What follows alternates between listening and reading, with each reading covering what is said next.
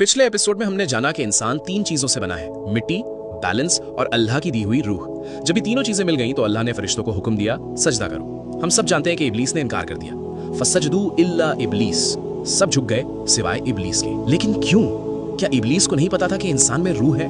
क्या इब्लीस अंधा था? नहीं, इब्लीस को 100% इल्म था। वो वहां मौजूद था जब ये पूरा प्रोजेक्ट प्लान अनाउंस हुआ था। उसे पता था कि इस मिट्टी के पुतले में अल्लाह की फूकी हुई रूह है। उसे पता था कि इसमें बैलेंस है। लेकिन जब उससे पूछा गया कि तूने सजदा क्यों नहीं किया, तो उसने क्या जवाब दिया? उसने कहा, खलक़तनी मिन नारन व खलक़तहू मिन तीन, तूने मुझे आग से बनाया और इसे मिट्टी से। गौर करिए दोस्तों, यहाँ इब्लीस ने झूठ नहीं बोला। ये सच है कि वो आग से बना है और हम मिट्टी से, लेकिन उसने सच का सिर्फ एक हिस्सा बयान किया। उसने रूह का जिक्र गोल कर दिया, उसने बैलेंस का जिक्र उड़ा दिया। उसने सिर्फ उस चीज पर फोकस किया जो लो थी, जो मामूली थी, यानी मिट्टी। साइकोलॉजी में इस बीमारी को कहते हैं कॉग्निटिव डिसोनेंस। जब इंसान के सामने एक ऐसी हकीकत आती है जो उसके घमंड या उसकी इच्छा के खिलाफ हो, तो वो उस हकीकत को कबूल नहीं करता। वो क्या करता है? वो उस पूरी तस्वीर में से सिर्फ एक छोटा सा नुक्ता पकड़ता है जो उसकी बात को सही साबित करे, और बाकी सारी सच्चाई को इग्नोर कर देता है, ब्लाइंड हो जाता है। इब्लीस की लॉजिक ये थी कि मैं इससे बेहतर हूँ। अपने आप को बेहतर साबित करने के लिए उसने इंसान की सबसे बड़ी खासियत रूह को इग्नोर किया और सबसे कमजोर पहलू मिट्टी पर उंगली उठा दी कि ये तो कीचड़ है, मैं इसके आगे क्यों झुकूं। और यही, बिल्कुल यही इब्लीस की सुन्नत है। यही वो बिहेवियर है जो वो आज हमारे अंदर डालना चाहता है। वो चाहता है कि हम भी कॉग्निटिव डिसोनेंस का शिकार हो जाएं। कैसे?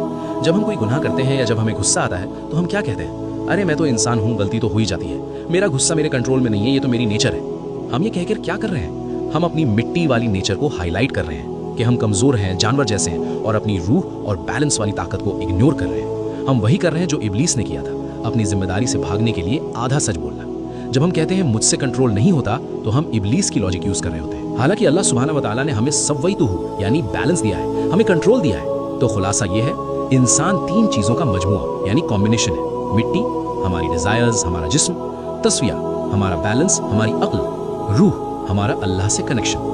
इब्लीस चाहता है कि आप सिर्फ पहली चीज पर फोकस करें। वो चाहता है आप समझें कि आप सिर्फ मिट्टी और डिजायर्स का ढेर हैं, ताकि आप गुनाह करते रहें। लेकिन अल्लाह सुब्हानहू व तआला चाहते हैं कि आप अपनी तीनों ताकतों को पहचानें।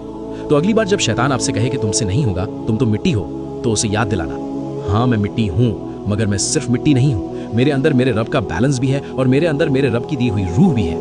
मैं कंट्रोल कर सकता हूँ, मैं कनेक्ट कर सकता हूँ। यही इंसान होने का असल मतलब है। या अल्लाह हमें इब्लीस के इस धोखे से महफूज रख और हमें अपने नफ्स पर काबू पाने की ताकत अता फरमा।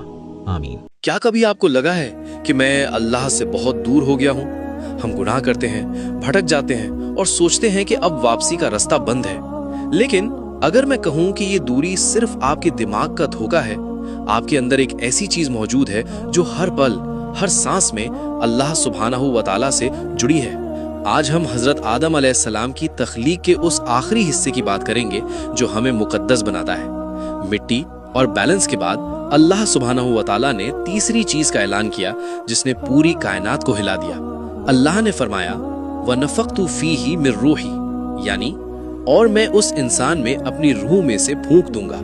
इस लफ्ज की गहराई महसूस करें। अल्लाह ने ये नहीं कहा कि मैंने एक रूह बनाई और डाल दी, फरमाया मिर रूही यानी मेरी रूह। हम अल्लाह का हिस्सा नहीं है, बल्कि ये रूह एक ऐसी खास मखलूक है जिसका ताल्लुक सीधा अल्लाह सुब्हानहू व तआला से है। ये वो रूहानी कुव्वत है जो इस शान से पहले किसी को नहीं मिली।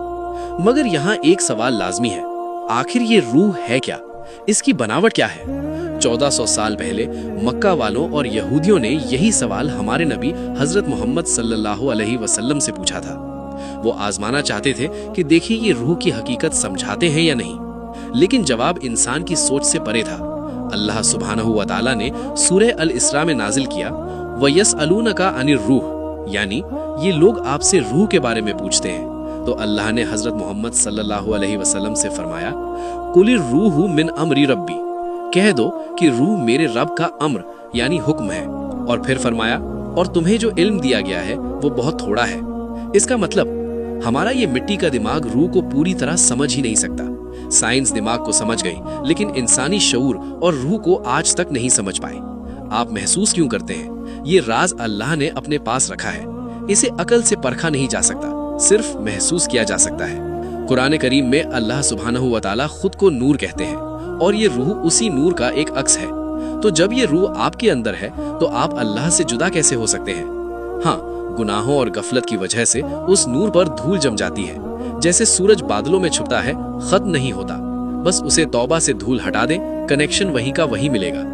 लेकिन यहाँ एक बहुत बड़ा सवाल है, जब मिट्टी, बैलेंस और रूह मिलकर इंसान बने तो अल्लाह ने हुक्म दिया सजदा करो। इब्लीस ने इनकार कर दिया, पर क्यों? क्या उसे इंसान की रूह का इल्म नहीं था?